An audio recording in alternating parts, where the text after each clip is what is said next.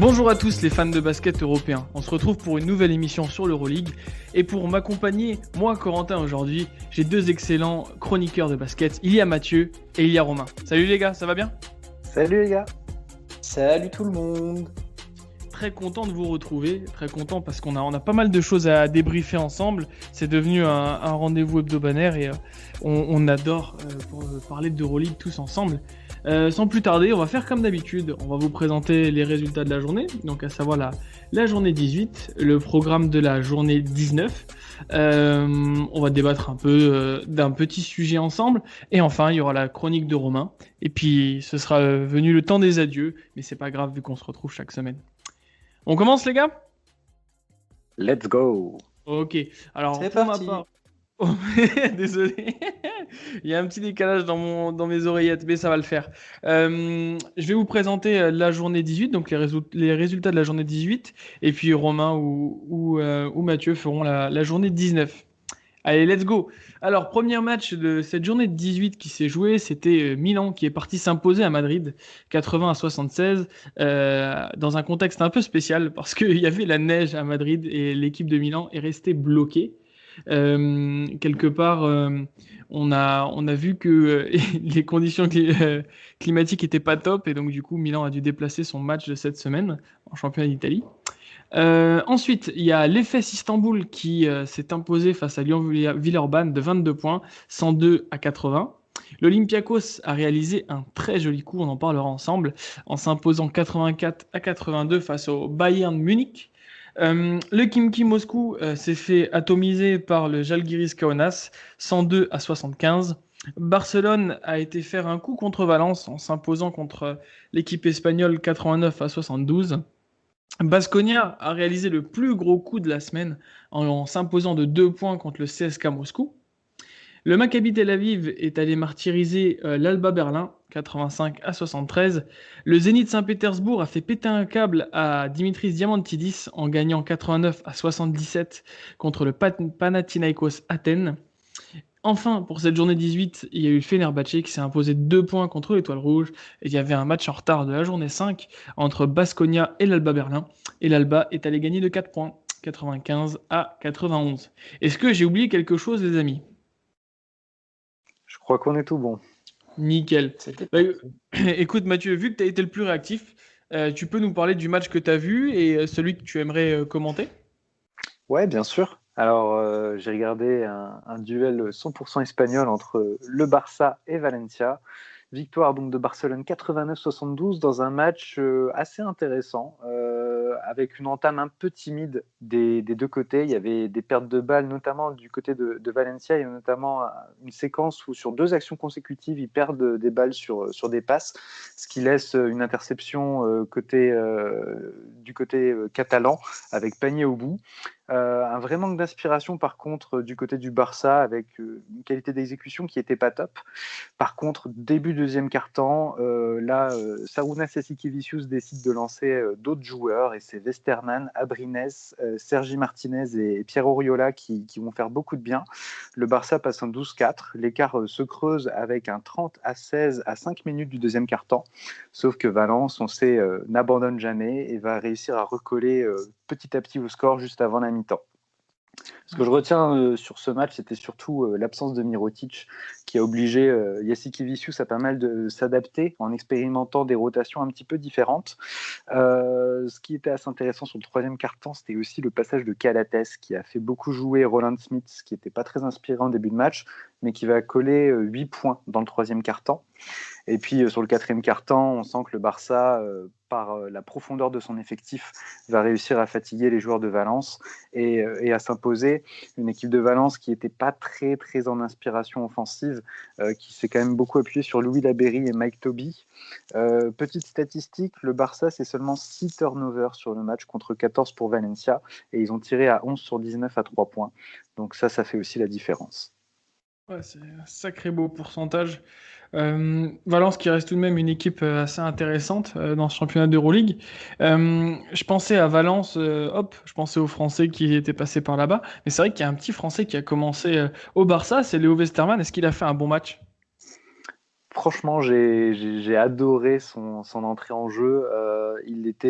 On sentait très appliqué, très investi, il avait envie de bien faire. Euh, alors, c'est surtout ces 4 passes décisives, moi, qui m'ont plu. Il y a notamment une passe, une no-look pass, en fait, ligne de fond pour un de ses coéquipiers qui est juste sublime. Et j'ai trouvé qu'il était juste, en fait, dans son apport par rapport à ce que fait Calates. Et c'est un joueur qui, je trouve, a des qualités assez similaires, donc c'est tout bon. Moi, je suis satisfait. C'est clair, ça fait plaisir pour lui qui n'avait pas eu sa chance quand il était plus jeune au Barça et qui revêt enfin la tenue Azulgrana. Romain, est-ce que tu voudrais nous parler de ce match ou enchaîner sur un autre? Oh, bah, c'est comme vous voulez, juste le Barça on a enfin terminé avec sa série un peu noire. Ils étaient sur 3 défaites de suite. Là, ils s'imposent contre Valence, qui était notre équipe chouchou et fraîcheur du début de saison. Donc c'est un petit peu rassurant, d'autant que, comme l'a dit Mathieu, ils le font sans Mirotic. Donc c'est bien qu'on ne s'est pas trompé et que cette équipe, au-delà d'avoir des dirigeants un peu tarés, a une vraie qualité dans cet effectif et qu'il va falloir vraiment compter sur eux. Donc voilà, ils se sont rassurés. Le programme qui suit va leur permettre aussi d'avoir des réponses si Mirotic est toujours pas là. Bon, là, ils enchaînent demain contre le Khimki Moscou, donc on n'a pas trop de soucis à se faire. Mais en fin de semaine, il va falloir aller jouer le CSK. Et là, c'est vraiment des matchs qui, comme on aime les appeler, sont des révélateurs. Oh oui, j'ai hâte de voir ce match-là. C'est clair que je vais être devant. Romain, est-ce que t'aurais un petit match qui t'a intéressé? Je sais que tu as vu Vitoria CSK, si je me souviens bien. Alors, j'ai vu que la fin du Ah, match.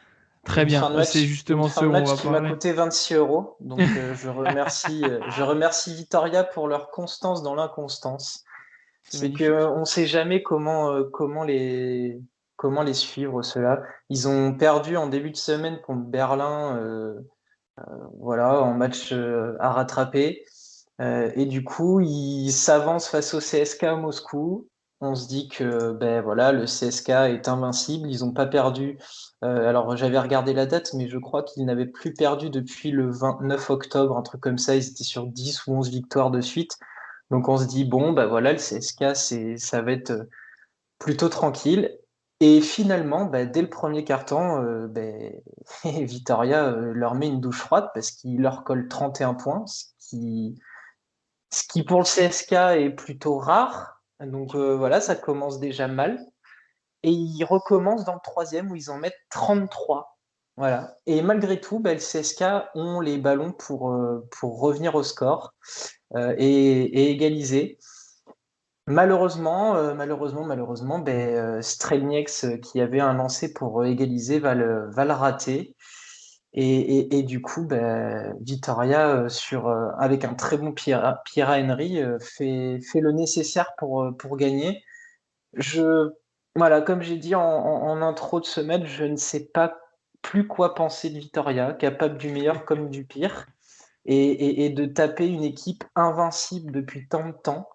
Voilà, enfin, Mike James est passé un peu à côté de son match, notamment à 2 points, avec un vilain 3 sur 11. C'est vrai. Euh, Même Shengelia qui a pris 14 tirs à 2 points en mec 5, qui fait 0 sur 3 3 points. Donc voilà, ça fait un peu tâche et en même temps c'est rassurant parce qu'on se disait que le CSK ne pouvait pas tenir ce rythme tout le temps. Donc voilà, c'est une petite piqûre de rappel pour Dimitri Sitoudis et son équipe. Donc voilà, c'est un petit couac dans leur saison et j'ai hâte de voir leur prochain match qui va être contre une belle équipe aussi, car c'est le Zalgiris. Le Oui. Zalgiris qui vient à Moscou, donc voilà, réaction attendue. Mais bonne victoire de Vitoria qui reste encore en course pour le top 8 et qui gagne quand il faut, mais qui perd quand il faut pas. Et ça, c'est dommage pour eux. C'est clair, c'est une équipe inconstante à l'image un peu de leur meneur Pierre Henry qui Alors moi, je le cache pas, hein, je déteste ce joueur. Déjà, j'aime pas trop les joueurs inconstants, mais c'est vrai que parfois il me rend fou parce qu'il peut te faire trois cartons où il est écœurant et se rattraper dans le dernier carton. Et j'aimerais pas être fan de Baskonia parce que ça doit être assez fatigant. Euh, Malgré tout, je voulais dire que même si Mike James fait 3 sur 11 à 2 points, le type finit avec 20 points et 25 déval, quoi.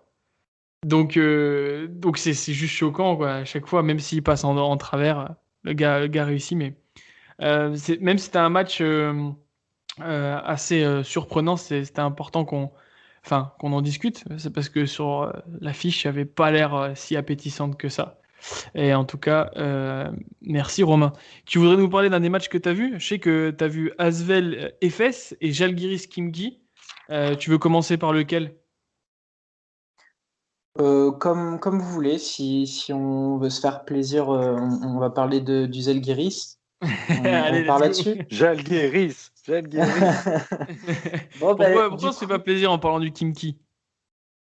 Ah, mais si, mais ça, c'est l'affiche de nos chouchous. Il y a nos chouchous qui nous font rigoler, c'est le Kimki, et puis il y a les Zalgiris qui nous font plaisir parce que ça joue bien au basket. Exactement. Euh, alors, comment résumer ce match, à part dire que ben, Joe Lovern nous a fait kiffer, surkiffer. Euh, j'ai, j'étais, j'étais vraiment fou devant mon ordinateur à voir notre Geoffrey Lovern être à ce niveau-là. Euh, ils ont géré ça parfaitement. Ils se sont fait un petit peu peur parce que dans le deuxième quart-temps, ils se font surprendre par un Kinky qui avait quelques bonnes intentions pour une fois et ils ont réussi à prendre un peu d'avance. Ils ont compté jusqu'à 9 points d'avance. Et puis finalement, ben, Martin Schiller a dû donner la potion magique aux Zalgiris dans le vestiaire parce que du coup, ils sont revenus comme des morts de faim et ils collent quasiment 40 points au Kimki dans le troisième quart-temps. Et avec toujours ces mêmes valeurs de partage du ballon, de vitesse d'exécution, de trouver le coéquipier seul. Ça se traduit aussi en statistiques par 25 passes décisives. Et puis voilà, la connexion Marius Grigonis, Joe Lovern qui se fait parfaitement et le nombre de fois où Lovern a été trouvé en alley-oop juste à claquer la balle dans le cercle. Il a rendu fou les joueurs du Kimki, il était tellement mobile. Et puis il y a un moment où Devin Booker essaye de jouer costaud face à lui, sauf que bah, Joe Lovern, c'est un guerrier, quoi. Il n'y a pas d'autre définition, c'est un guerrier et il lui rend euh, fois 1000 les impacts et c'était vraiment excellent à voir. Ah, tu m'as Donc, trop chauffé à regarder le match. ah non, mais c'est vrai, non, mais franchement, on aime déjà ce Zalgiris parce qu'il joue bien au basket, mais à chaque fois, il y a un joueur qui se fait remarquer et là, Joe Lovern qui est en record parce qu'il fait record de points, record d'éval. Et il se régale. Et puis alors, du coup, ça fait un petit duel parce que Devin Booker finit à 28 d'éval et 19 points. Mais, mais franchement, il a archi dominé. Et le Zalgiris continue de nous faire rêver parce que ouais, ça joue bien au basket, il faut le dire, ça joue bien au basket et Martin Schiller fait un super travail. Et voilà, ils continuent leur remontée au classement et c'est trop bien parce que en début de saison, on l'avait déjà senti que ça pouvait être super sympa. Et là, ça se confirme, ça pue le basket, c'est des joueurs intelligents. Il y a les jeunes qui en profitent. Voilà, c'est vraiment un vrai coup de cœur et ils nous le rendent bien parce que là, ça joue au basket et on taille souvent le Kimki Moscou. Mais là, dans ce match, ils ont essayé de leur opposer un peu de résistance. Bon, ben voilà, mais quand l'équipe est trop forte, elle est trop forte et tu prends 40 points dans un carton, ben voilà, tu te fais défoncer et puis voilà, c'est terminé. Donc le Zalgiris, vraiment super match et Joe Lauvergne, enfin, c'est un garçon, on l'aimait déjà quand il était en France, moi encore plus une fois qu'il arrive aux Partisans, mais à chaque fois, ce garçon a une carrière incroyable, il va que dans des clubs qui ont de vraies histoires et des joueurs comme ça qui sont des Energizers, des Warriors, on adore ça et voilà. Donc super. Je voulais juste dire par rapport au Kimki Moscou, vous êtes d'accord les gars, c'est pas possible de se prendre 102 points face à une équipe comme le Žalgiris Kaunas. Joker. C'est pas possible. 69 d'évaluation collective pour cette équipe du Kimki contre 135 pour le Žalgiris. Et quand On on va regarde dire la qu'on feuille les aime pas. de, ouais, quand on regarde la feuille de stats, euh, 12 joueurs qui sont rentrés dans la rotation pour cette équipe du Žalgiris, quoi. Et en face, un Alexei Shved qui arrose 5 sur 13 à 3 points. Enfin, je suis vraiment au bout de mes forces avec Les cette années équipe du passent et Khimki. les problèmes Ouais. subsistent, hein. Enfin, bon. C'est Voilà. terriblement frustrant. Bon, après, on va pas faire un Kimki Hebdo parce qu'on en parle chaque semaine. Mais c'est vrai qu'en fin de saison, il faudra se poser les bonnes questions. Malgré tout, je voudrais revenir sur les propos de Romain quand tu parlais de Joe Lauvergne. Je pense que tout le monde dans l'équipe le kiffe. Et c'est vraiment un des joueurs qu'on aimerait bien avoir, parce qu'il a tout à fait l'esprit ficelle, guerrier, qui est passé que dans des clubs avec une vraie histoire, même s'il est passé au Kimki. Euh, Donc voilà, si Joe, tu nous entends et que tu veux passer, il n'y a pas de souci, hein. On mettra des petits fours et puis allez, champagne s'il vient. Matt, est-ce que tu voudrais nous parler d'un match ou embrayer peut-être sur Asvel Efes parce que je crois que Romain l'a vu également. Asvel et fesses, Asvel et fesses. Let's go alors. Défaite de l'Asvel face à l'Efes Istanbul. Euh, Qu'est-ce qu'on pourrait en dire, Romain? Parce que c'est vrai que quand on regarde sur le papier, on a l'impression qu'ils se sont fait éclater. C'est le sentiment qu'on a. Et puis, je t'avoue que arrivé un moment pendant le match, quand l'écart était creusé, j'ai un petit peu décroché de l'ordi, quoi. On savait que c'était plié, on savait que ça reviendrait pas. Ouais. J'ai eu la sensation que, notamment début de match, la moindre attaque de l'Anadolu, ça allait au bout. Il y avait quelque chose, il y avait un panier ou une faute qui apportait quelque chose. Euh, donc ouais, une défense de l'Asvel qui a laissé trop d'opportunités et qui a laissé l'Anadolu se mettre en confiance.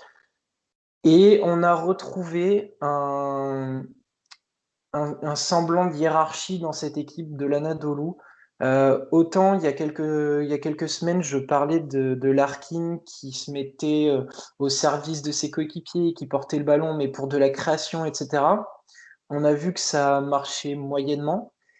Et là, face à l'Asvel, ça a été un peu l'inverse. On l'a pas trop vu avec le ballon dans les mains. C'est surtout Misic qui l'avait. Et Misic, bizarrement, fait un match de mammouth avec 23 points, 35 dévals. Je suis en train de vérifier, mais oui, je me trompe pas, Mhm. c'est son meilleur match de la saison. C'est ça. Il fait 9 passes, 5 interceptions. Euh, et voilà, c'était lui qui était à l'origine de tout, quasiment dans cette équipe. Il portait le ballon, soit il y allait pour lui, soit il lâchait un coéquipier. Ça pouvait être du Larkin, ça a pu être du Anderson ou du Dunston. Et ça leur allait très bien, ce style de jeu. Ils ont vraiment su réagir autour de cette création de Misic. Et derrière, défensivement, ils ont vu qu'il fallait tout de suite taper dans le mental de l'Asvel. Et c'était de la zone presse, c'était des défenses agressives très hautes sur le terrain qui forçaient des pertes de balles. Et l'Asvel, au bout de deux cartons, était déjà à 13 balles perdues. Donc le point noir est là. 13 balles perdues à la mi-temps. Et du coup, un Anadolu qui était en confiance. 55% de réussite à 2 points, 56% à la mi-temps. Euh, Ils finissent le match avec 51% à 2 points, 61% à 3 points. Donc voilà, une soirée où tout réussit à l'Anadolu, qui a retrouvé son jeu face à un Asvel qui a été bien trop timide, encore une fois. Norris Cole a fait ce qu'il pouvait. Euh, D'habitude, on moque un peu Aléric Freeman. Là, il est sorti du banc. Il a joué que 14 minutes. Il marque 11 points pour 13 d'évaluation et il ne rate aucun shoot. Donc peut-être que TJ Parker a une piste là pour lui trouver un autre rôle dans cette équipe. Donc voilà, un coup manqué pour l'Asvel qui en plus, alors moi j'y reviendrai dans ma chronique, mais devait un petit peu briller ce soir-là, parce qu'il y avait du monde dans la salle et du monde important. Ouais. Mais malheureusement, c'est raté et on leur en voudra pas, ça reste l'Anadolu, on sait que l'Anadolu c'est fort, d'autant plus que là, ces joueurs cadres sont en forme, donc voilà. Moi, je crois que c'est plutôt bien résumé. Je vais pas plus en parler puisque tu en parleras dans ta chronique. Est-ce qu'on enchaîne sur un dernier match, les gars? Ou vous voulez clore? Yes. Moi, j'aimerais bien vous parler d'un match qui. Je suis colère, voilà, je vais dire les choses. Je suis colère. J'ai vu 2 matchs.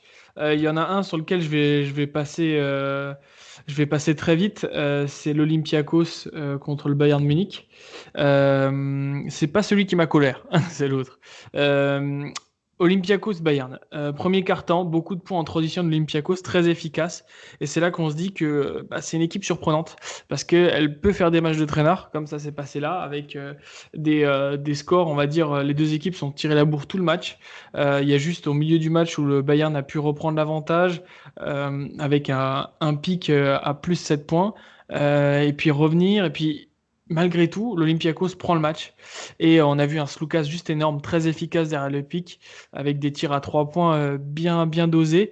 Mais ce qui m'a choqué, c'est que l'Olympiakos n'a pas joué son jeu. Comme je vous disais, beaucoup de transitions, mais très athlétique, avec beaucoup de passes lobées. Ça m'a choqué. Et au final, c'est typiquement le genre de match que l'Olympiakos peut prendre et que Munich peut perdre, avec une différence entre un certain plafond d'une équipe et un certain plancher de l'autre, qui fait que Munich, il leur manque un joueur de talent pour sceller le match en fin de match. Et très important aussi, c'est que ce match se termine sur une décision arbitrage litigieuse pour certains, avec tout simplement l'Olympiakos qui menait de 2 points, je crois, et que Paul Zipster a la balle en fin de match et que il y a eu un no call, donc pas de faute sifflée par l'arbitre de Sacha Vezenkov, et l'Euroleague est revenu là-dessus en disant qu'il y avait bien faute sur le shoot de Zipster. Alors vous pourrez regarder l'action et nous donner votre avis. Pour moi, il n'y a pas faute. Pour d'autres, voilà, ce sera différent. Mais c'est vrai que c'était un match super intéressant à voir. Le Bayern ne l'a pas pris parce que clairement, il y a des matchs sans, des matchs qui ne prendront pas, parce que les équipes sont batailleuses et on ne sait pas comment prendre cet Olympiakos qui m'aura bien surpris. Euh, Est-ce que vous voulez vous épancher sur ce match ou on parle de l'autre qui m'a colère, le fameux Milan-Real? Vas-y, Real. Ok. Bon, on en parle souvent avec Romain et nous titille là-dessus parce qu'il sait qu'avec les copains Rito de l'équipe, on supporte Milan. Mais Milan m'a énervé. J'ai regardé leur match face au Real Madrid, pardon. Et concrètement, j'ai le match passé et en fin de match, je me suis dit, mais qu'est-ce que je pourrais dire sur ce match? J'ai pas trop compris. Milan est incroyablement ennuyeux à regarder. Heureusement qu'il y a Karl-Heinz qui apporte beaucoup de liens à cette équipe et Tchatcho que lorsqu'il rentre, il apporte quelque chose. Mais il me fatigue, quoi. Et malgré tout, ils ont eu de la chance de passer face à un Real qui est un peu décimé. Et tu te rends compte que Tchatcho a joué très juste. Le D a été très bon en fin de match. Mais voilà, les deux ricains, là, Delaney et Punter, ils me fatiguent. Ils me fatiguent et malgré tout, ce match n'était pas vraiment intéressant parce que de l'autre côté, le Real a pêché sur des points qui sont d'habitude très forts pour eux, avec Tompkins qui a pas mis ses shoots, Gabriel Deck qui a pas été aussi productif poste bas en répartissant le jeu comme il le fait toujours, en dominant son vis-à-vis, et trop de tirs ouverts ratés par le Real. Des tirs ouverts que de l'autre côté, Milan a mis, des longs 2 points, des 3 points avec Tarzewski et Ledé, qui ont été intéressants là, pour le coup, parce que j'ai dû regarder le match une deuxième fois, pour cette fois-ci pas m'endormir devant. Et puis dernière chose assez intéressante, c'est heureusement qu'il n'y a pas de public, parce que ça nous permet d'entendre les coachs. Et si vous voulez vous régaler, pour ceux qui parlent espagnol, allez écouter ce match parce que Pablo Lasso a été juste énorme en mettant des broncas énormes à certains de ses joueurs. C'est à écouter. Voilà. Le coup de gueule est passé.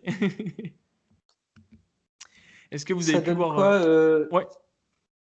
Non, j'allais te demander, ça donne quoi du coup Alex Telles qui a joué son premier match avec le Real? Moi, je l'ai trouvé assez intéressant. Ça me fait tout drôle de le voir avec la camisa blanca, comme on dit. Il joue assez longtemps quand même, hein. Il finit à 14 minutes 35 secondes.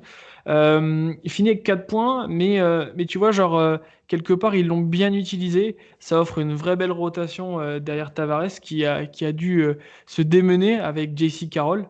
JC Carroll Impérial d'ailleurs, hein. Allez voir son match. Le gars, il fait tout et il a été juste exceptionnel à 2 points. On avait l'impression qu'il avait 20 ans. Et du coup, il tournait autour de Tyus et de Tavares sur les actions. Et il a apporté ce qu'il savait faire. Et franchement, ces 5 rebonds, il a été les chercher, il a été les mériter. Donc j'étais plutôt content qu'il le fasse venir en voyant le match, même si c'est un joueur que j'apprécie pas trop. Voilà, je vais être honnête. Donc voilà, avec ce genre d'addition, ça montre bien que le Real peut continuer d'espérer un Final Four parce que ils vont continuer à s'améliorer. Et puis quelque part, si Milan les prend 2 fois, c'est sur des détails qu'ils prennent les matchs. Et genre avec ce type d'addition, je pense qu'ils peuvent encore espérer aller au bout, même s'il faudra un gros poste 1 ou 2 pour que le Real soit dominant sur la saison. À noter que Fabien Causer avait commencé le match et qu'il a joué 16 minutes. Voilà. Est-ce qu'on passerait pas à la semaine prochaine, au match de la semaine prochaine, à moins que vous ayez un match à mentionner? Non, on peut parler de la semaine prochaine. Ouais, ok, nickel. Parfait. Si l'un de vous deux veut nous présenter la journée 19 et l'autre la journée 20, ce serait parfait. Ok, bon, j'attaque la journée 19. Let's go. Alors, journée 19, on aura le Khimki Moscou qui sera confronté au FC Barcelone. L'Anadolu Efes Istanbul ira jouer l'Alba Berlin. Le Fenerbahçe contre le club de Vitoria. Le Maccabi Tel Aviv face à l'Olympiakos. Milan qui va devoir affronter Valencia. Le CSKA Moscou qui affronte le Žalgiris Kaunas. Le Panathinaikos devra jouer face à l'Asvel. Le Zénith Saint-Pétersbourg contre le Bayern Munich. Et on aura également le Real Madrid face à l'Étoile Rouge de Belgrade. Il y a quelques affiches qui vous intéressent, les gars, parce que personnellement, il y en a un que je vais regarder avec attention, c'est le Milan-Valence. Ah, Milan-Valence, c'est sympa. Moi, c'est le CSKA Moscou contre le Žalgiris. Ah oui, il est juste en dessous, ouais, pas mal. Ou sinon, Bayern-Zénith, en termes d'opposition collective, ça va être vraiment intéressant. Romain, il y en a un qui te fait kiffer dans ces matchs? Je suis d'accord avec toi, le Bayern Zénith en termes d'opposition de style, ça se pose là, ça va jouer au basket. Le CSKA Žalgiris forcément. Et puis après, au vu des dynamiques des deux équipes, j'ai bien envie de voir l'affrontement entre le Fener et Vitoria du coup. Ah ouais. Tu Des vas deux mettre une pièce équipes sur qui Vitoria, du gagnent. coup? Franchement, j'hésite parce qu'ils sont capables de nous surprendre et en même temps, j'ai envie de voir face à un Fenerbahçe qui va beaucoup mieux. S'ils ont assez d'éléments, notamment dans les rotations, pour répondre. Donc, je t'avoue que cette affiche, pour moi, c'est peut-être la plus floue de cette journée-là. Ouais, c'est clair. Parce que de l'autre côté, CSK Žalgiris, on pense tous que voilà, le CSK va s'imposer. Mais Kaunas, c'est vrai qu'avec la belle partie qu'ils ont fait la semaine dernière, ce sera intéressant de voir ce qu'ils vont proposer pour essayer de stopper le CSK. Non, c'est dur chaque semaine parce qu'il y a 3-4 matchs qui sont toujours très intéressants. Rappelons que voilà, c'est la grosse différence de l'Euroleague avec la NBA, c'est que la saison régulière, chaque match compte et c'est juste un marathon et que toutes les étapes sont importantes. Et c'est ça qui nous régale avec cette compétition reine en Europe. Romain, tu nous présentes la journée 20? Yep, c'est parti. Alors du coup, en fin de semaine, on aura l'Anadolu qui va recevoir le Khimki Moscou. Berlin va lui affronter Milan. On aura le Maccabi Tel Aviv contre Vitoria. Comme on l'a dit tout à l'heure, donc il y aura le CSK face à Barcelone, donc là aussi une grosse affiche. Deux autres équipes qui vont vouloir jouer un beau basket et qui vont nous donner encore une belle affiche, c'est le Zénith qui va recevoir le Žalgiris Kaunas. Oh oui. Ensuite, on aura le Fenerbahçe contre le Panathinaikos, le Bayern Munich de Trinkieri qui va jouer contre le Real. Villeurbanne va se déplacer en Grèce et va affronter l'Olympiakos. Et enfin, Valence qui va conclure cette journée contre l'Étoile Rouge de Belgrade. De belles affiches. Matt, il y en a une qui te fait saliver là? Bayern Real pour voir Reynolds face à Tavares. Ah oui, je l'ai même pas vu venir celle-là, ouais. Effectivement, ouais. Et puis Moscou-Barcelone, ça doit être sympa aussi. Ça vaut son pesant d'or. Ouais, c'est vrai qu'on aura les yeux rivés dessus. Romain, à part ces deux affiches, il y en a une qui donne l'eau à la bouche? Ouais, Ouais, il y en a deux. Alors, je vais sortir un peu des équipes d'habitude, mais euh, le petit Olympiakos Villeurbanne me tente pas mal. Il y a plein d'interrogations. Est-ce que l'Asvel est capable d'accrocher une équipe qui va jouer le top 8 à l'extérieur? Le duel Norris Cole Sloukas m'intéresse beaucoup. Et puis voilà, je me demande comment, sans Mustapha Fall, je pense qu'il va être encore absent, hein, mais euh, comment sans lui, ils vont réussir à stopper les deux intérieurs mastoc que sont Hassan Martin et Octavius Ellis. Ice a du mal à se mettre dans le bain. Bako, enfin, par rapport aux deux monstres, il est trop léger.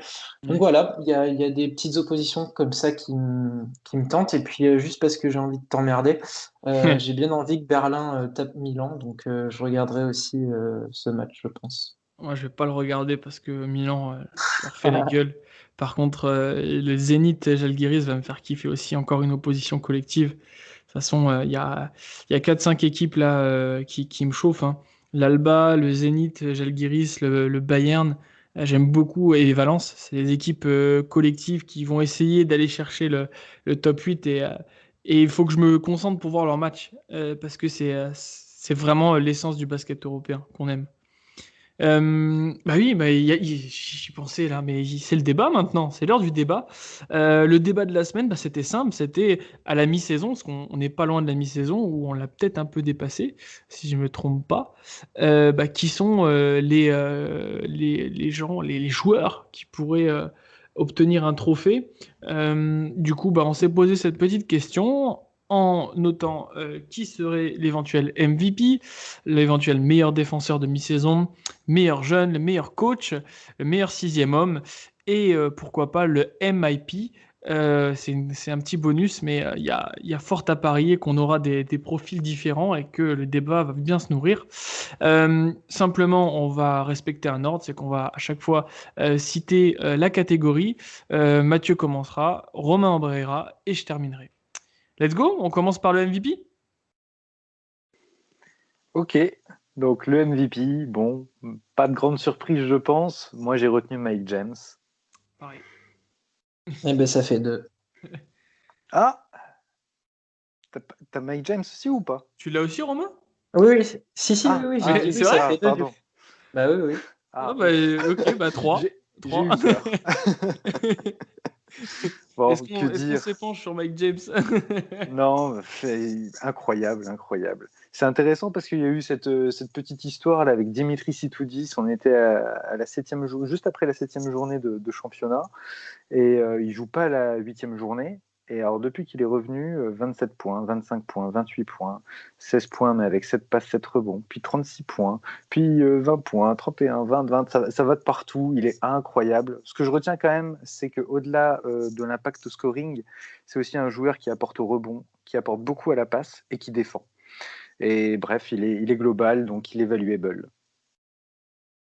Bah, que dire de plus? Je crois que moi j'ai rien à rajouter. Romain, si tu as quelque chose à dire, Ah bah non, et Mathieu a très bien résumé la situation. Et puis, on peut juste résumer ça par meilleur joueur de la meilleure équipe, finalement. ouais, j'y pensais même pas. C'est vrai, c'est vrai.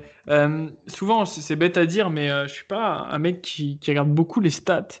Mais Mike James, l'impression visuelle est juste folle. Le gars est toujours en contrôle, il prend des tirs sur un pied, et puis des fois, il peut se mettre des pelées défensives incroyables. Donc franchement, pour ceux qui hésitent encore à regarder le vrai basket, l'Euroleague, euh, allez-y, allez regarder. Et franchement, il a rien à envier à certains arrières rapides et très bons shooters outre-Atlantique. On passe à la catégorie suivante. Le meilleur défenseur. Est-ce qu'on aura un 3 sur 3 là aussi? En tout cas, j'ai pas hésité une seule seconde, Walter Tavares. Bingo! C'est vrai, toi aussi? Ouais. Ah bah oui, oui, oui. Bah, pareil, 3 sur 3. Il y a pas grand-chose à dire. n'y a pas grand-chose à dire de mon côté, hein. Je vous laisse débattre. C'est un joueur qui est phénoménal. Ce qui est intéressant, c'est que cette année, je trouve le Real n'est pas une équipe d'attaque, c'est vraiment une équipe de défense. Et Walter Tavares, en fait, il représente tout ça. C'est un impact monstrueux. Au-delà des statistiques, c'est aussi l'impression justement visuelle.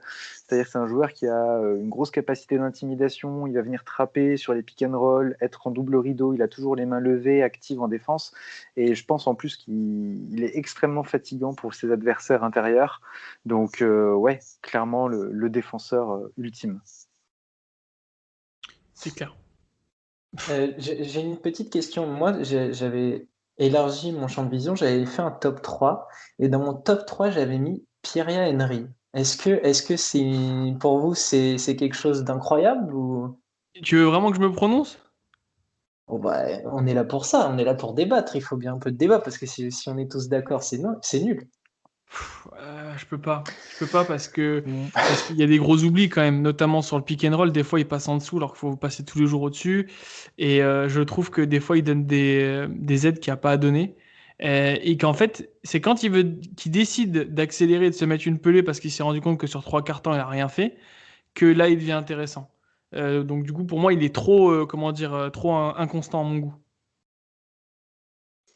Ouais, moi je suis un petit peu d'accord avec Corentin, je suis assez d'accord. Et c'est vrai que moi j'aurais plutôt retenu Daniel Hackett sur un profil d'arrière.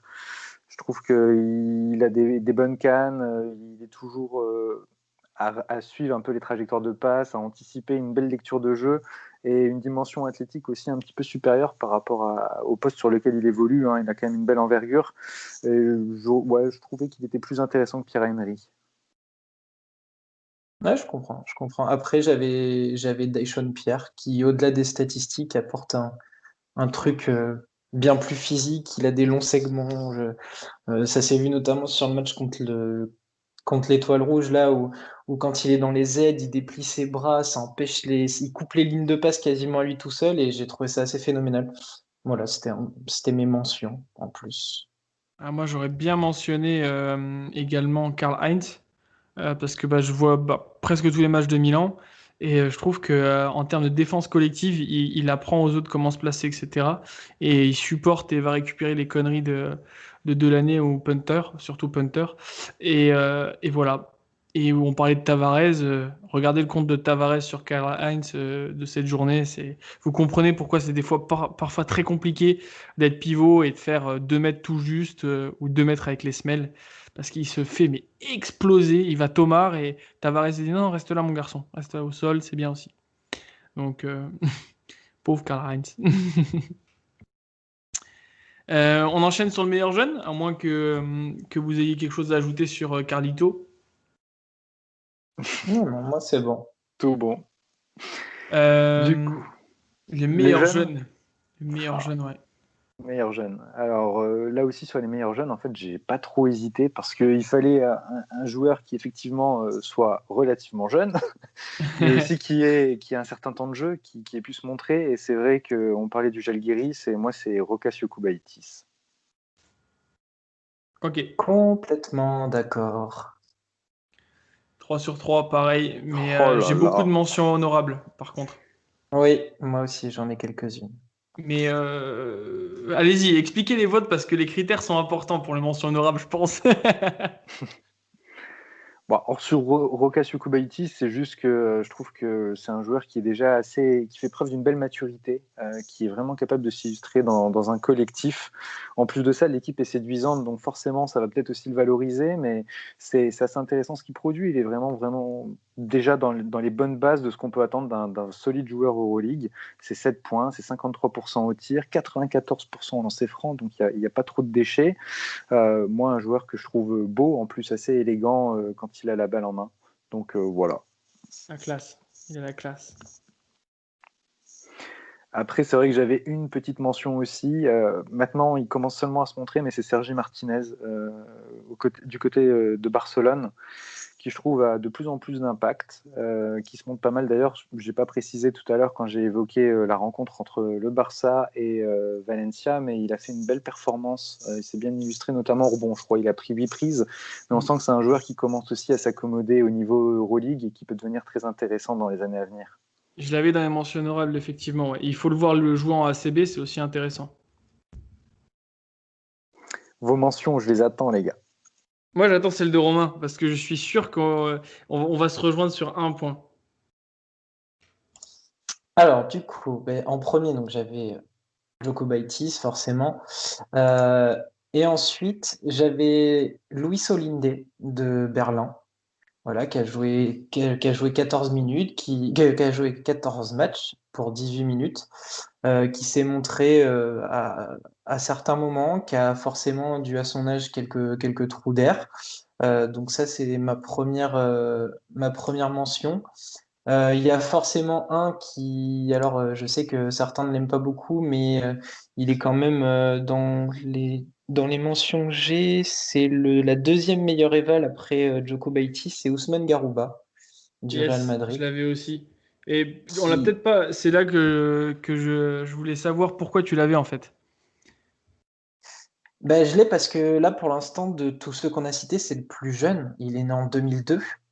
Et puis parce que au-delà de son utilisation que parfois on déplore un peu et puis le garçon a tendance à vouloir un peu trop s'écarter, il a une marge de progression impressionnante. C'est un des potentiels en Europe pour rejoindre la Grande Ligue. On sait que c'est pas forcément un gage de réussite ni rien, mais voilà, c'est un garçon que je suis depuis pas mal de temps, qui avait réussi aussi avec les jeunes du Real, et que voilà, il prend son temps de jeu, un peu moins ces temps-ci. En 8 jours, les 8 premières journées, il est toujours au-dessus des 10 minutes. Là, depuis, ça descend un peu, mais je pense qu'il faut pas l'oublier parce qu'il a un physique hors norme et qu'il va beaucoup apprendre. Donc maintenant, voilà, c'est le plus jeune. On attend qu'il explose vraiment, mais je Mm. pense qu'on peut compter sur lui quand même. Je te rejoins sur le dernier point physique, c'est qu'il apporte beaucoup d'intensité et bon, concrètement, parfois il est un peu pâteau, il sait pas où se placer et il prend des chasses incroyables de Pablo Lasso. Au dernier match, faut regarder la mine, mais le gamin il baisse la tête, il écoute et puis tu vois qu'à aucun moment le mec a le boulard quoi. De gros prospect NBA. Non, non. Bien sûr, je pense qu'il est au courant de tout ça. Il est au courant que c'est un phénomène athlétique incroyable, mais malgré tout, il continue à bosser. Et même s'il fait des erreurs, comme tu le disais, il va progresser et il a la bonne mentalité. Et ça fait vraiment du bien. J'en C'est avais un autre, si ouais, je c'est ce sais que pas j'allais te si. demander.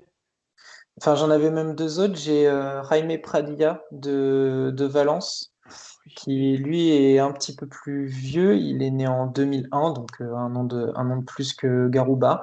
Mais il est quand même sorti 11 fois cette saison.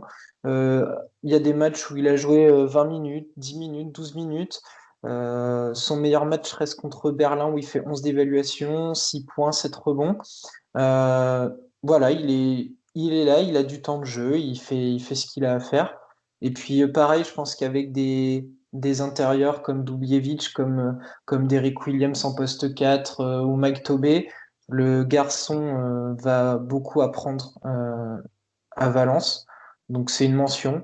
Et puis, alors lui, il a joué beaucoup moins de fois cette saison que les autres, mais c'est lié aussi au fait que le coach a changé. Et du coup, c'est le meneur de l'Étoile Rouge qui s'appelle Alexa Uskokovic, qui est né en 99. Et depuis qu'il est utilisé, donc ça fait depuis la journée 13 qu'il a un peu de temps de jeu, il est pas ridicule. Contre Berlin, lors de la journée 14, il fait 8 points, 3 passes, une interception, 6 dévals. Contre le Zénith, il fait 7 points, 2 passes. Voilà, c'est un 99, un jeune Serbe, c'est un meneur d'un 94. Donc voilà, c'est des petites mentions. C'est pas de quoi être sur le podium, mais c'est des garçons sur lesquels il va falloir compter, je pense.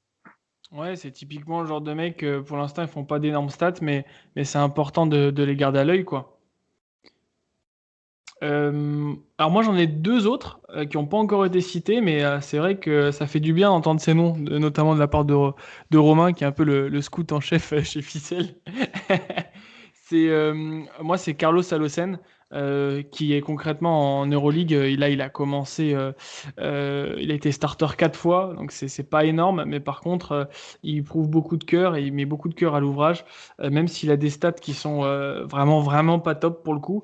Il joue à peu près 10 minutes de moyenne, et pareil, comme Garouba, il baisse pas les bras. Il encaisse les critiques et les gueulantes de Pablo Lasso, et malgré tout, on voit de la volonté de bien faire. Bon, c'est un petit 16% à 3 points, mais malgré tout, il n'en prend pas énormément. Et j'aimerais vraiment voir son évolution en fin de saison, et j'espère vraiment de tout cœur qu'il va rester au Real pour continuer de progresser. Et dernier, c'est ma pépite, c'est un peu mon petit kiff. C'est le gamin de l'Efes Istanbul, qui est Erten Ghazi. Alors, je sais pas si vous l'avez déjà vu jouer, les gars, mais c'est un joueur que j'aime beaucoup. Il a commencé qu'un seul match en tant que starter. C'est pas beaucoup de temps de jeu, hein, c'est 6 minutes de moyenne à peu près. Mais quelque part, il se met des pelées défensives. Il essaye de faire les bons choix. Il est consciencieux. Et j'adore ce joueur. C'est un peu le Payola turc.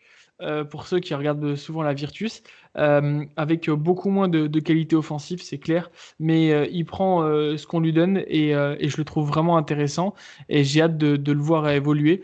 Il est de 97, donc il y a quand même une certaine maturité, et quelque part, je vais commencer à regarder quelques matchs de l'EFES en championnat pour voir ce que ça donne.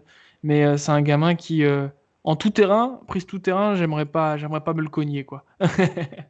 Donc, c'était ma petite surprise sortie du chapeau. Bonne petite surprise. C'est vrai On que c'est un enchaîne. joueur. Ah, Ouais, je excuse-moi, voulais juste Max. dire. Non, mais t'as bien résumé les choses. Je voulais juste appuyer en disant qu'effectivement, c'est un joueur. Moi, je l'ai vu à quelques occasions avec les fesses. Et bon, pour le moment, il est encore un petit peu tendre sur le jeu d'attaque, mais défensivement, on sent qu'il y met du cœur et qu'il il veut apporter de l'énergie dans ce qu'il fait et faire les choses bien. Donc, pas une mauvaise idée de l'avoir nommé. Eh, merci bien. On enchaîne sur le meilleur coach. Bon, est-ce qu'il faut vraiment que je le dise? Ouh là là, je crois qu'on va s'écharper là-dessus. Vas-y. Ouais, c'est peut-être là où ça va avoir des points de discorde. Ouais, bon, moi, c'est Sharunas Jasikevičius. Ah bah Voilà. oui, mais tu sais quoi, C'est le j'aurais mis top ma main à couper. coach. C'est le top coach. Alors j'avais quand même des mentions honorables, j'en avais deux. J'avais Martin Schiller avec le Žalgiris et j'avais coach Poncharno avec Valencia. Mais c'est Jasikevičius qui a retenu mon attention. Ok, ouais, j'aurais pu mettre ma main à couper, comme je l'ai dit, hein. Et Romain, c'est Martin Schiller, c'est ça? Alors, statistiquement, j'avais pris Itoudis du CSK, mais je me suis dit, c'est trop facile, il est là depuis longtemps. Donc effectivement, c'est Schiller, voilà. Et du coup, j'ai quand même envie de mentionner Kokoskov du Fenerbahçe qui me régale. Enfin, voilà, je l'ai dit la semaine dernière, mais notamment le jeu sans ballon, c'est intelligent, les mecs se trouvent avec les yeux fermés. Donc voilà, Schiller, Kokoskov et j'avais Itoudis. Bien sûr, t'inquiète pas, Matt, j'avais Jasikevičius aussi parce que je reconnais qu'il joue bien aussi. Ouais, j'espère bien parce que Kokoskov, je veux bien. J'y ai réfléchi aussi, j'y ai pensé. C'est vrai que le jeu sans ballon est vraiment beau, mais j'ai été vraiment dérouté par son absence totale de solution pendant la blessure de Nando De Colo. De Colo était pas là et je trouve qu'il a pas su trouver des ajustements, et c'est là où je trouve que c'est aussi l'intérêt d'un coach, et là où j'avais donné envie de donner beaucoup de crédit à Jasikevičius, c'est cette capacité justement à toujours vouloir pousser un peu son équipe dans les derniers retranchements en essayant d'innover, de tester le meilleur moyen de rentabiliser le niveau de ses joueurs, et en même temps essayer de rechercher du beau jeu, parce que j'ai l'impression que c'est un entraîneur, voilà, il veut pas juste gagner les matchs, il veut pas juste le fond, il veut aussi la forme, il veut que les victoires soient belles, et j'avais envie d'accorder beaucoup de crédit à ça en fait. En Non, plus c'est du clair. fait que je l'aime, quoi, mais ça. À Cette l'argumentation capacité de parfaite. création qu'il a aussi dans ce qu'il propose. On en avait parlé il y a 2 journées, je crois, où sur toutes les remises en jeu, il y avait des systèmes différents et ça trouvait toujours des solutions. Franchement, c'est un truc qui pourrait vraiment me faire kiffer, c'est juste récupérer le playbook du Barça de Jasikevičius juste à décortiquer, à essayer de comprendre, ça doit être hyper intéressant. Ah, c'est clair. Alors que Vovoras, on l'a déjà, et puis monsieur s'est fait couper. Donc, ça va être plus T'es compliqué pour dur. aller chercher ces Jackie qui saurait que dire. Bon, bah, je suis désolé, les gars, mais j'ai pensé à tous vos coachs. Et puis, je savais, j'aurais pu mettre ma main à couper, que vous alliez prendre ces coachs-là. Donc, vu que je suis un relou, eh ben, moi, j'ai choisi un autre coach. J'ai choisi TJ Parker. Monsieur El Signo. Non. Trinkieri. Si, el signor Andrea Trinchieri. C'est tout simplement déjà parce que j'ai écouté son podcast de l'Euroleague avec Dior Locas, que je vous conseille d'ailleurs, qui est exceptionnel ce podcast. Même si, bon, il tourne souvent autour des mêmes sujets, mais l'intervenant est souvent judicieux. Et là, il a été très bon. Et puis, j'aime beaucoup ce qu'il a réussi à faire du Bayern, la défense, l'esprit qui est installé. Ses interviews, juste ses interviews sont incroyables. Et puis voilà, le Bayern avec 11-7 avant de commencer la 19e journée, je crois qu'on n'aurait pas mis une pièce dessus en début de saison. Et puis ça fait du bien, quoi. C'est rafraîchissant. Mais j'avais bien sûr en mention honorable Schiller, Jasikevičius. Mais par contre, pour le Fener, coach du Fener, Kokoškov, je peux pas donner vraiment mon opinion, ce que j'ai vu en début de saison. Et depuis, j'ai pas trop aimé le jeu du Fener. Donc, il faut que je re-regarde des matchs, que je redécouvre le jeu proposé pour me faire un avis.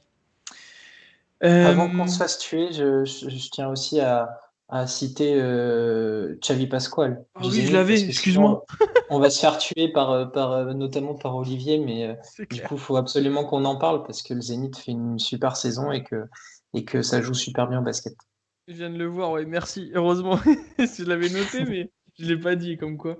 Ouais, et puis le plus beau maillot de l'Euroleague, on aura de cesse de le répéter. Enfin, pour ma part. On enchaîne sur le 6e homme de l'année, et là-dessus aussi, je pense que ça va discuter fortement.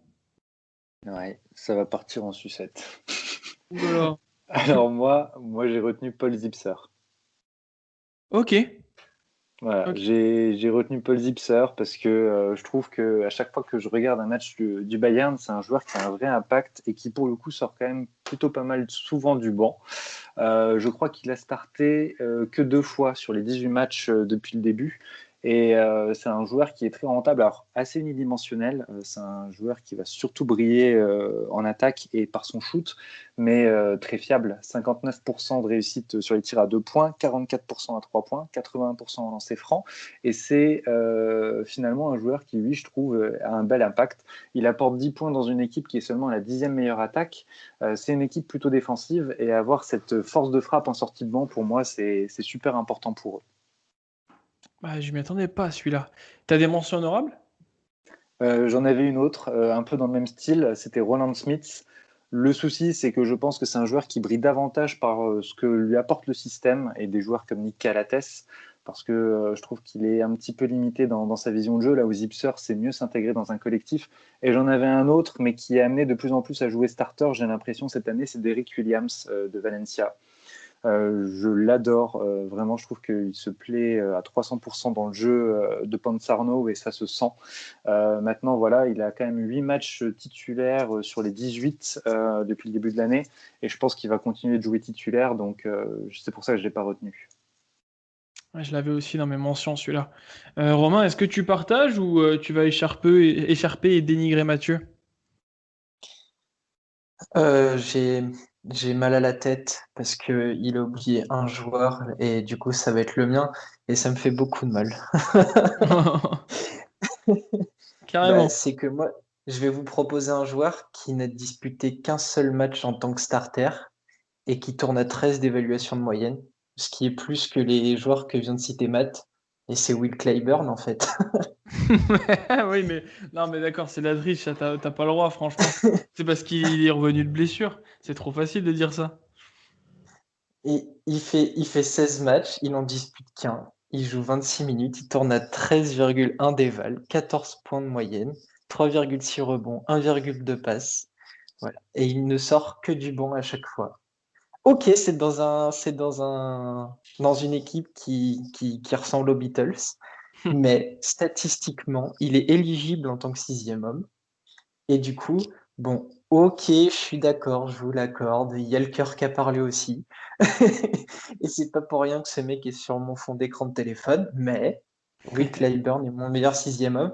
Mais j'ai des mentions honorables qui pourraient te faire plaisir, Coco. Ah, je t'écoute. Eh bien, juste derrière, j'ai placé Sergio Rodriguez. Parce que Sergio Rodriguez, Vamos! il a débuté que 2 matchs, voilà, sur tout le début de saison, et Ouais, il c'est est bien. presque à 13 d'évaluation. Bon, bah voilà, j'ai Ouais. spoilé le tien. Bah non, Et tant puis, mieux. je vais faire vite, comme ça je te laisse la parole pour parler de Rodriguez. Et après, j'en ai un troisième, et lui, je l'aime beaucoup, et depuis un petit moment. C'est Sacha Vezenkov de l'Olympiakos, qui a joué 16 matchs, qui en a débuté que 2, et qui tourne à 12 d'évaluation de moyenne, et qui est de plus en plus en forme. Il vient de faire 3 matchs d'affilée à plus de 20 d'évaluation. 17, 19 et 13 points, 4, 6 et 6 rebonds, toujours 2 passes. Donc voilà, il sait se rendre de plus en plus utile, et il fait du bien à cette équipe de l'Olympiakos. Donc voilà. Bah écoute, t'as cité une mention honorable qui était dans mes favoris, qui était tout simplement Vezenkov et Tchatcho, qui était mon choix. Donc bah, pas grand-chose à ajouter. Merci Romain, parce que ça nous permet de gagner un peu de temps et d'enchaîner sur le dernier titre à décerner. Alors là-dessus, je me suis fait un peu plaisir. J'ai prévenu les copains au dernier moment. C'est le titre de Most Improved Player, donc MIP. Là-dessus, je pense que ça peut être pas mal aussi d'écouter vos opinions, les gars, même si je ne démordrai pas de ce que je vais dire. Il n'y a pas de négociation possible, c'est comme ça. Je t'écoute, Mathieu, pardon. Alors, on a potentiellement le même. Il y a Achille Polonara que je citerai parce que joueur juste extraordinaire cette saison avec Baskonia. Pour moi, le plus fiable, le plus stable. Je crois que cette semaine, il a encore marqué 15 points. Et puis, c'était face aux joueurs du CSK. Donc, à l'intérieur, tu as du Milutinov et du Shengelia. C'est pas rien. Sinon, j'avais aussi envie de citer Georgios Papagiannis, qui je trouve a vraiment pris un super volume à l'intérieur dans cette équipe du Pana. Alors c'est évidemment dommage parce que c'est une équipe qui va pas faire grand-chose cette année, mais moi je vois vraiment une progression chez ce mec-là et je pensais qu'il n'avait pas forcément des bonnes mains. Je me suis trompé, je me suis fourvoyé et derrière, gros impact, donc j'avais envie de le citer. Ah, ça fait du bien d'entendre certaines choses. À toi, Romain. Bah, du coup, j'ai le même que Mathieu. J'ai Achille Polonara, qui, il faut le noter, passe quand même de 4,2 d'évaluation la saison dernière à 15,8, et finalement qui tient Vitoria sur ses épaules alors qu'on attendait des Giedraitis ou des Vildoza, etc. Donc chapeau pour Polonara. Et là, je viens d'en penser à un autre. C'est aussi pour féliciter le travail de Trinkieri au Bayern. C'est Baldwin, qui tournait à 4,3 d'éval à l'Olympiakos la saison dernière, et qui a 11,6, et qui se montre vraiment comme un joueur très important dans le collectif du Bayern. Donc voilà. Bah écoutez, il n'y a pas eu d'écharpage et tant mieux. Pour moi aussi, c'est Achille Polonara. Et dans les mentions honorables, j'en avais quelques-uns en commun avec vous.